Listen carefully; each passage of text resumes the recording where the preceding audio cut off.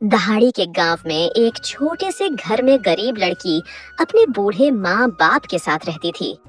वो लोग बहुत ज्यादा गरीब थे, इतने गरीब कि उनके पास ठीक से पहनने के लिए कपड़े नहीं थे। बेचारी गरीब बेटी लोगों के घरों में काम करती और घर पर सुई धागे लोगों के कपड़े सील कर अपने घर का गुजारा कर रही थी। दीदी, वो राजू और मोनू है ना, आज भी वो मेरा मजाक उड़ा रहे थे। मेरी फटी शर्ट को देख देख कर हंस रहे थे। वो कहते हैं मैं बहुत ज्यादा गरीब हूँ ना, इसलिए मेरे पास एक भी अच्छे कपड़े नहीं है। दीदी, मेरे सभी दोस्तों के पास नए नए कपड़े हैं। कल चिंकी है ना, वो भी अपने मम्मी पापा के साथ जाकर ढेर सारे नए कपड़े लेकर आई थी। मेरे सभी दोस्त मेरे फटे कपड़ों को देखकर मजाक उड़ाते हैं। मुझे भी उनकी तरह नए कपड़े पहनने हैं। आप मुझे नए कपड़े कब दिलाओगे? कार्तिक, ऐसे रोते नहीं, भगवान जी सब देख रहे हैं। एक दिन जरूर तुम नए कपड़े पहनोगे। मैं हूँ ना, मैं तुम्हारी इस फटी शर्ट को सिलकर बिल्कुल नई शर्ट में बदल दूंगी। फिर कोई भी तुम्हारा मजाक नहीं उड़ाएगा। उसके बाद गरीब बहन अपने भाई के आंखों से आंसू पूछती है और फिर सुई धागे से उसकी शर्ट को सिलने लगती है। तो वहीं दूसरी तरफ एक अमीर परिवार। अरे हाँ मेहता साहब, आप फिक्र मत करिए, ये डील तो हमें ही मिलेगी। भला आज तक हमने कोई डील अपने हाथों से जाने दी है क्या? चलिए अब मैं रखता हूँ, बाकी के डॉक्यूमेंट्स मैं आपको मैनेजर के थ्रू ईमेल करवा दूंगा। अरे अनुज बेटे, मुझे तुमसे कुछ जरूरी काम था। वो बिलासपुर में जो हमारी पुरानी प्रॉपर्टी है ना, मैं चाहता हूँ वो क्या मुझे सेल कर दे, वरना यूं पड़े पड़े एक दिन खंडर बन जाएगी। तुम कल ही जाकर एक बार उस प्रॉपर्टी को मायना कर लो और फिर डीलर से बात करके उसे किसी को बेच दो। ठीक है दादा, मैं कल ही बिलासपुर के लिए निकलता हूँ। अपने पिता की बात सुनकर बेटा एक बड़ी ही गाड़ी में बैठकर उस गांव में आता है और वकील से मिलकर अपनी प्रॉपर्टी को देखता है। उसके बाद काम खत्म करके वो गांव में इधर उधर टहलने लगता है। फिर जब जाने लगता है तो उसके जेब से एक रुमाल गिर जाता है, जिस पर वहाँ से गुजर रही गरीब लड़की की नजर पड़ती है। अरे ये क्या, कपड़े का रुमाल तो देखा था, लेकिन ये तो पैसों का बना हुआ है। क्या ये असली पैसे हैं या फिर नकली?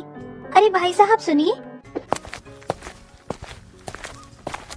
अरे मैं आपको कब से आवाज दे रही हूँ। ये लीजिए, ये आपका रुमाल वहाँ नीचे गिर गया था। तुम्हें क्या करूं? मैं अनुज कपूर हूँ। कोई भी गिरी हुई चीज आज तक मैं वापस नहीं उठाई। ये रुमाल असली नोटों का बना है, इसे टिप समझ के रख लो। अरे ओ भाई साहब, काहे का इतना घमंड दिखा रहे हो?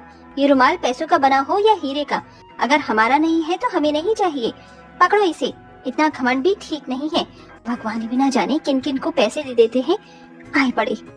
इसके बाद वो रश्मि उस लड़के को काफी कुछ सुनाकर चली जाती है और ये सब सुनकर अमीर लड़के को बिल्कुल भी बुरा नहीं लगता, क्योंकि आज से पहले किसी भी लड़की ने उससे ऐसे बात नहीं की थी। जो भी लड़कियां थीं, वो सब उसके साथ पैसों के लिए थी। इस वजह से रश्मि उसे देखते ही पसंद आ गई और वो उसका पीछा करने लगा और उसके बारे सब कुछ पता करने के बाद वो सीधे उसके घर पर रिश्ता लेकर आ गया। तुम्हें उस दिन की बेइज्जती कम पड़ गई थी क्या, जो वापस यहाँ चले आए? निकलो मेरे घर से। देखिए, उस दिन के लिए मैं माफी चाहता हूँ। मुझे घुमा फिरा कर बातें करनी नहीं आती हैं, इसलिए मैं सीधा आपके परिवार से मिलने चला आया। मैं आपकी बेटी से बहुत प्यार करता हूँ। उनकी ईमानदारी और खुददारी मुझे भा गई है, इसलिए मैं उससे शादी करना चाहता हूँ। मैं जिंदगी भर खुश रखूंगा। उसके माता पिता लड़के के परिवार के बारे में जानकर तुरंत हाँ कर देते हैं और जल्दी से उन दोनों की शादी करवा देते हैं। रश्मि बेटा, तुझे देने के लिए इस गरीब माँ बाप के पास कुछ नहीं है। वो तो न जाने हमने ऐसा कौन सा पुण्य किया था जो तुझे ऐसा जीवन साथी मिल गया। ये जो तूने शादी का जोड़ा पहन रखा है ना, जानती हूँ बहुत पुराना है, कपड़ा भी घिस गया है, लेकिन इसे मैं तेरी शादी के लिए ही संभाल के रख रही थी। इसे ही अपनी माँ का दहेज या प्यार समझकर हमेशा संभाल कर रखना। आप नहीं जानती कि ये मेरे लिए कितना अनमोल है। इसके सामने तो पैसे, हीरे, सोना चांदी का कोई मोल नहीं है। अपना ख्याल रखना, मैं आप लोगों से मिलने आती रहूंगी। उसके बाद दोनों पति पत्नी गाड़ी में बैठकर आते हैं और सीधा एक बड़े से महल में आकर रुकते हैं। गरीब बहू इतना बड़ा घर देखकर हैरान हो जाती है। वो कुछ बोल पाती, इतने में उसके ससुराल वाले उसके सामने आ जाते हैं। अनुज, ये सब क्या है? तुझे हमने गांव प्रॉपर्टी के लिए भेजा था ना कि शादी के लिए। ये तो किस गांव के गवार जाहिल भिखारी को उठा कर ले आया है। माँ, इसका नाम रश्मि है। रश्मि भले ही गरीब परिवार से है, लेकिन एक बहुत अच्छी लड़की है। देख रहा है कितनी अच्छी है, जरा इसके कपड़े तो देखो कितने फटे हुए हैं। इससे अच्छे कपड़े तो हमारे घर पर आने वाले गरीब फकीरों के हैं। हम कहाँ पैसों के कपड़े पहनने वाले और कहाँ ये। रश्मि से मैं बहुत प्यार करता हूँ। अगर इस घर में रश्मि नहीं रहेगी तो मैं भी यहाँ से चला जाऊंगा। उसके बाद उनके परिवार को ना चाहते हुए भी गरीब बहू को अपनाना पड़ा, क्योंकि वो उनका एक ही वारिस था। अब उसके बाद सब अपने कमरे में चले जाते हैं और अगले दिन सवेरे गरीब बहू जल्दी उठकर अपनी माँ की दी हुई साड़ी पहनकर बैठी थी। तभी उसकी सास और ननद वहाँ आती ऐसा है। नहीं लगता कि हमारे इस बड़े से शाही महल में कोई नौकरानी रहने आ गई हो? उसके कपड़ों में से भी कितनी गंदी बदबू आ रही है। आज तुम्हारी अनुज की रिसेप्शन पार्टी है, हमारे बहुत अमीर दोस्त आने वाले हैं। उस पार्टी में अपना ये फटे कपड़े पहनकर मत आ जाना। हम मेड के हाथ से पैसों का बना हुआ एक गाउन भिजवा रहे हैं, चुपचाप से उसे पहनकर तैयार हो जाना। खबरदार किसी को भी बताया कि तुम्हारा बैकग्राउंड क्या है। सास और ननद दोनों सुनाकर चली जाती है, जिसके बाद गरीब बहू पैसों का गाउन पहनकर तैयार हो जाती है, पर वो कंफर्टेबल नहीं हो पाती। इन पैसों के कपड़े में कितनी ज्यादा बेचैनी हो रही है। थोड़ी देर और पहनूंगी तो मैं पागल ही हो जाऊंगी। इससे अच्छा तो मेरे फटे पुराने हुए कपड़े हैं, कम से कम मुझे उसमें अच्छा तो महसूस होता है। फिर उसके बाद रश्मि उन पैसों के कपड़ों को उतारकर अपनी फटी हुई साड़ी पहनकर बाहर नीचे पार्टी में आ जाती है, जहां सभी लोग उसका मजाक बनाने लगे। अरे अनीता, तुम तो कह रही थी कि तुम्हारी बहू बहुत अमीर घराने से आई है, लेकिन इसे देखकर तो ऐसा लग रहा है कि ये कहीं यही पास के रोड में कटोरा लेकर ट्रैफिक लाइन पर भीख मांगने का काम करती है। लगता है अनीता को ज्यादा ही बड़े दिल वाली हो गई है। जब ही तो एक फटे पुराने कपड़े पहनने वाले गरीब लड़के को अपने घर की बहू बनाकर ले आई है। सभी लोग गरीब बहू का काफी मजाक बनाते हैं, जिस कारण वो आंखों में आंसू लिए अपने कमरे में चली जाती है। उसके बाद उसके ससुराल वालों को भी काफी कुछ सुनना पड़ा, जिसके बाद उसे ना चाहते हुए भी पैसे से बने कपड़े पहनने पड़े। इन पैसों के कपड़ों में ये लोग कैसे रह लेते हैं? रश्मि, तुम कुछ दिनों से काफी परेशान लग रही हो, सब ठीक तो है ना? सब ठीक है, लेकिन मुझे इन पैसों के कपड़ों में काफी परेशानी होती है। इसे पहनने के बाद मुझे अजीब सी बेचैनी शुरू हो जाती है। मुझे इन कपड़ों में बिल्कुल भी अच्छा नहीं लगता है। मैं जानता हूँ तुम्हें परेशानी हो रही होगी, लेकिन थोड़ी बहुत तो सहनी पड़ेगी ना। हम सब हमेशा यही पैसों के कपड़े पहनते आए हैं। शहर में हमारा एक अलग रुतबा है। तुम कोशिश करोगी तो तुम्हें भी इसकी आदत पड़ जाएगी। अपने पति की बात सुनकर गरीब बहू जैसे तैसे उन पैसों से बने कपड़े पहनने की कोशिश तो करती है, पर उसे फिर भी बेचैनी होती है, जिस कारण वो फिर से फटे कपड़े पहनने लगती है, जिस कारण से उसके ससुराल वालों को मोहल्ले वाले काफी ताने देते हैं। मैंने तो उस दिन ही कहा था कि इसे घर से निकाल दो, लेकिन आपको ही इसे घर में लाने की पड़ी हुई थी। जब से आई है, हर किसी के सामने अपने फटे कपड़ों की वजह से हमारी बेइज्जती करवाती रहती है। अब बहुत हुआ, अब तू देखती जा मैं क्या करती हूँ।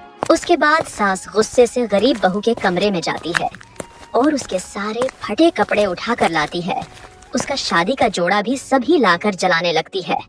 तभी गरीब बहू जलती आग को देखकर उसमें से अपनी माँ का दिया हुआ शादी का जोड़ा आग में निकाल लेती है। अगर आप मुझे जिंदा जला देती तो भी मुझे इतना दुख नहीं होता, लेकिन आपने मेरी माँ के दिए हुए अनमोल तोहफे को जलाया है।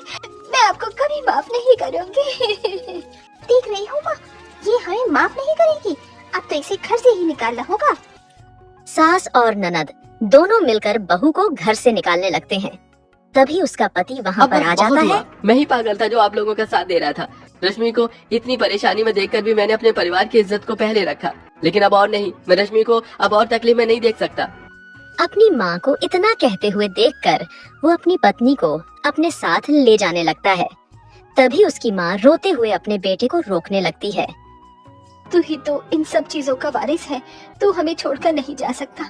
रश्मि को जैसे रहना है वैसे रहे। अगर उसे फटे कपड़े पहनना है तो पहने, या पैसों के कपड़े पहनना है तो पहने। हम उसे कुछ नहीं कहेंगे, लेकिन तू हमें छोड़कर मत जा।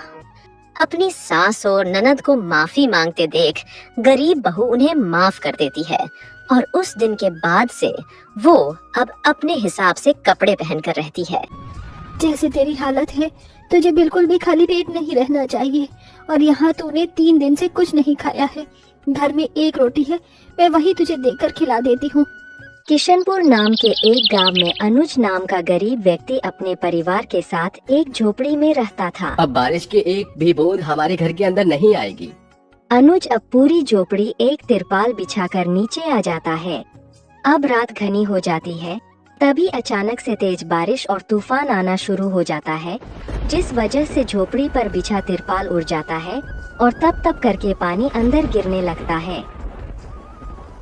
ये मेरे ऊपर पानी कौन डाल रहा है? इतनी मुश्किल से तो नींद आई थी और मेरे पैरों के पास भी गीला गीला सा लग रहा है। जैसे ही पूरे परिवार की आंखें खुलती है तो सब हैरान हो जाते हैं। बारिश की वजह से पूरे घर में पानी भर गया था। हे भगवान, ये क्या हो गया? ये छत से पानी कैसे टपक रहा है? योगिता बहू, तू सार्थक को लेकर एक कोने में जाकर बैठ जा। ऐसी हालत में तेरा यूं पानी में रहना ठीक नहीं। योगिता 7 महीने की गर्भवती थी और अपने बेटे को लेकर एक कोने में बैठ जाती है। वही पूरा परिवार अब घर का पानी निकालने लगता है। माँ, कमर दर्द हो गई, लेकिन ये पानी तो खत्म ही नहीं हो रहा है और न ही बारिश हो रही है। अगर ऐसे ही लगातार बारिश होती रही तो बाढ़ आने में ज्यादा समय नहीं लगेगा। अब लगातार बारिश के चलते पूरे घर में पानी भर गया, जिस वजह से दिन रात वो पानी निकालते रहे। अरे सारी रात तो पानी बाहर निकालने में चली गई, अब क्या ही सोएंगे। चलो काम पर चलते हैं। पिताजी, कल रात बारिश की वजह से घर में जो भी थोड़ा बहुत राशन बचा हुआ था वो सारा भीग गया। अब घर में कुछ भी खाने के लिए नहीं बचा है। न जाने भगवान ये बारिश का मौसम लाता ही क्यों है। हर साल हम सबको इस बारिश की वजह से कितनी परेशानी होती है और इस साल तो भाभी भी गर्भवती है। ऐसा कहते हुए सीमा रोने लग जाती है। थोड़ी देर बाद अनुज और रामू भी काम के लिए निकल जाते हैं, पर रात भर हो रही बारिश की वजह से उन्हें कहीं भी काम नहीं मिलता। अरे कहा ना एक बार, कोई काम नहीं है। बारिश की वजह से सारा सीमेंट मलबा सब खराब हो गया है। जाओ यहाँ से। पिताजी, यहाँ पर भी कोई काम नहीं है। अब क्या करें? घर में राशन का एक भी दाना नहीं है। सब कल रात से भूखे हैं। सबसे ज्यादा फिक्र तो मुझे बहू और सार्थक की होती है। अरे अभी सार्थक छोटा है और बहू भी गर्भवती है। ऐसी हालत में वो दोनों कैसे अपनी भूख को संभालेंगे? वो दोनों अब निराश होकर घर लौट ही रहे होते हैं कि तभी उन्हें रास्ते में बोरी अनाज उठाने का काम मिलता है। वो दोनों बाप बेटे काम करके थोड़े से पैसे कमाकर घर पर कुछ राशन खरीद कर ले आते हैं। अब सारा परिवार जैसे ही खाना खाने बैठता है तो फिर से पानी टपकने लगता है। माँ देखो ना, इस बारिश की वजह से मेरी सारी रोटी गीली हो गई। सब्जी में भी कितना सारा पानी आ गया। इस बारिश में तो हमें भूखा ही मार डाला। लगातार बारिश की वजह से उनके पूरे घर में पानी भर जाता है, जिस वजह से उनका पूरा खाना भी खराब हो जाता है। तेज बारिश की वजह से सब जगह बाढ़ जैसे हालात हो जाते हैं। इस वजह दो बाप बेटों को काम मिलना भी बंद हो जाता है। माँ जी, पेट में बहुत दर्द हो रहा है। ऐसा लग रहा है जैसे उल्टी आने वाली है। जैसे तेरी हालत है, तुझे बिल्कुल भी खाली पेट नहीं रहना चाहिए। और यहाँ तूने 3 दिन से कुछ नहीं खाया है। घर में एक रोटी है, मैं वही तुझे देकर खिला देती हूँ। योगिता की सास योगिता को बैठाकर खाना खिलाने लगती है। तभी उनके घर की छत तूफान में टूटकर गिर जाती है और पूरा परिवार भीगने लगता है। हे भगवान, ये क्या हो गया? तूने पल भर में हमें घर से बेघर कर दिया, वो भी इस बारिश के मौसम में। अब हम लोग कहाँ जाएंगे? पूरा परिवार अब घर से बाहर निकल आता है और बारिश में भीगने लगा। बहुत दर्द हो रहा है, बिल्कुल भी खड़ा नहीं हुआ जा रहा। भाभी को कहीं बैठाना होगा, लेकिन कहाँ? हर जगह तो पानी भरा हुआ है। यहाँ खड़े रहने से कोई फायदा नहीं है। हमें अब चलकर ही कहीं ठहरने की जगह ढूंढनी होगी। अनुज अब अपने बेटे को कंधे पर बैठाकर आगे बढ़ने लगता है। पानी इतना भर गया था, उनसे ठीक चला भी नहीं जा रहा था। वो जैसे तैसे आगे बढ़ते हैं। मामा देखो, अब बारिश का पानी आपके घुटनों तक आ गया है। मैं तो इतने से पानी में भी डूब जाऊंगा। जब तक मैं जिंदा हूँ तुझे डूबने नहीं दूंगा बेटा। अब पूरा परिवार पानी में ही आगे बढ़ने लगते हैं। कई घंटों तक वो ऐसे ही चलते हैं, पर उन्हें रुकने के लिए कोई जगह नहीं मिली। बाढ़ का पानी तो काफी ऊपर तक बढ़ चुका है। कहीं अब हम सब लोग डूब न जाएं। अगर मेरे बच्चे को कुछ हो गया तो मैं क्या करूंगी? भाभी, आप ऐसे रोइए मत। देखिए वो पेड़ कितनी ऊंचाई पर है, वहाँ बाढ़ का पानी नहीं गया है। हम सब लोग उस पेड़ के नीचे जाकर बैठ जाते हैं। अब पूरा परिवार बाढ़ के पानी से बचने लिए उस पेड़ की तरफ जाने लगता है। तभी उस पेड़ पर आसमानी बिजली गिर जाती है और उस पेड़ के 2 टुकड़े हो जाते हैं। ये क्या हुआ?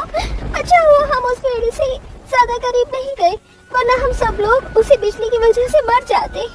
पूरे परिवार को उस पेड़ का सहारा था, पर अब वो भी नहीं था। अब पूरा परिवार बाढ़ के पानी में ही आगे बढ़ने लगता है, लेकिन आधे से ज्यादा गांव बाढ़ में डूब चुका। इधर उधर लोग पानी में तैरते जा रहे थे और लोग आपस में दूसरे को बचाने की कोशिश कर रहे थे कि तभी अरे मेरा पैर! क्या हुआ पिताजी? लगता है बेटा पानी में किसी कीड़े ने काट लिया। अरे बहुत दर्द हो रहा है। अरे पैर से चला नहीं जा रहा है अब। हे भगवान, ये क्या हो रहा है? हम सबके ऊपर थोड़ा तो रहम कर दीजिए ना। रामू को पैर में काटने की वजह से वो ठीक से चल नहीं पाता है। अब मैं और नहीं चल सकती, मेरे पैर जमीन पर टिक नहीं पा रही है। मेरा भी बैलेंस बिगड़ रहा है, ऐसा लग रहा है कि अब तो मैं ही डूब जाऊंगी। कोई भी नहीं डूबेगा। वो देखो वहाँ पर कितनी बड़ी चट्टान है, शायद वहाँ तक ये बाढ़ का पानी नहीं पहुँच सकेगा। हम सब लोग चट्टान पर जाकर बैठ जाते हैं। रामू को ले जाकर अब अनुज एक चट्टान पर बैठा देता है और धीरे धीरे सब बैठ जाते हैं। अब जाकर थोड़ा आराम मिला है। भगवान इस बारिश को रोक दे, वरना हमारे साथ साथ न जाने और कितने परिवार इस बाढ़ में डूब कर मर जाएंगे। चट्टान पर पूरा परिवार बैठा ही होता है कि तभी अचानक से बाढ़ की एक ऊंची लहर आती है और सब डूबने लगते हैं। कोई बचाओ माँ जी, अनुज, कोई बचाओ मुझे, मैं डूब रही हूँ। योगिता मेरा हाथ पकड़ने की कोशिश करो, मैं तुम्हें डूबने नहीं दूंगा। दादी मैं डूब रहा हूँ, बचाओ मुझे तैरना नहीं आता। अरे कोई भगवान के लिए मेरे बच्चे को बचाओ, मेरा पूरा परिवार डूब रहा है। भगवान अब तो अपना कोई चमत्कार दिखा। बाढ़ की वजह से सब अलग हो जाते हैं। सीमा और दादी अगल चले जाते हैं। वही अनुज अपने पिता और बेटे को बचा पाता है। वही योगिता सबसे अलग हो जाती है। मेरे जाने का समय आ गया। भगवान मेरे परिवार की रक्षा करना। ऐसा कहते हुए योगिता की आंखें बंद होने लगती है और वो पानी में समाने लगती है। तभी एक आदमी योगिता को पकड़ लेता है और उसे नाव में बैठाता है। ये हाथ किसी और का नहीं बल्कि रेस्क्यू टीम का होता, जो सबको बचा रहा होता है। अरे ये औरत तो प्रेग्नेंट है, इन्हें जल्दी से दूसरे नाव में शिफ्ट करिए और अस्पताल लेकर जाइए। मेरे परिवार को बचा लीजिए, वो भी डूब रहे हैं, उन्हें बचा लीजिए। दूसरी नाव आकर योगिता को हॉस्पिटल ले जाती है। फिर रेस्क्यू टीम वाले बाकी लोगों को ढूंढने लगते हैं तो उन्हें सीमा और विमला भी मिल जाती है। उसके थोड़ी देर बाद उनको वो तीनों भी एक पेड़ के पास मिल ही जाते हैं। उसके बाद रेस्क्यू टीम वाले सबको हॉस्पिटल ले जाकर उनका इलाज करवाते हैं और थोड़ी देर बाद बाकी सब लोग एक जगह मिल ही जाते हैं। मुझे तो लगा था कि मैंने अपने पूरे परिवार को हमेशा के लिए खो दिया। ये तो भगवान का ही चमत्कार था कि आखिरी वक्त हमें बचाने वाले आ गए। ये लोग आ गए, वरना आज तो हम सब लोग मर ही जाते। माँ, बाबा, भैया, भाभी, ये दूसरी जिंदगी भगवान की देन है जो हम अपने पैरों पर खड़े हैं। अब सब लोग आपस में गले से लगकर खूब रोते हैं। अब कुछ दिनों बाद बाढ़ से राहत मिलती है और गांव में पहले की तरह लोग रहने लगते हैं। वही वो सब एक सड़क पर एक तिरपाल लगा रहने लगते हैं और कुछ दिनों में पैसे कमा एक घर बना लेते हैं और खुशी खुशी रहने लगते हैं।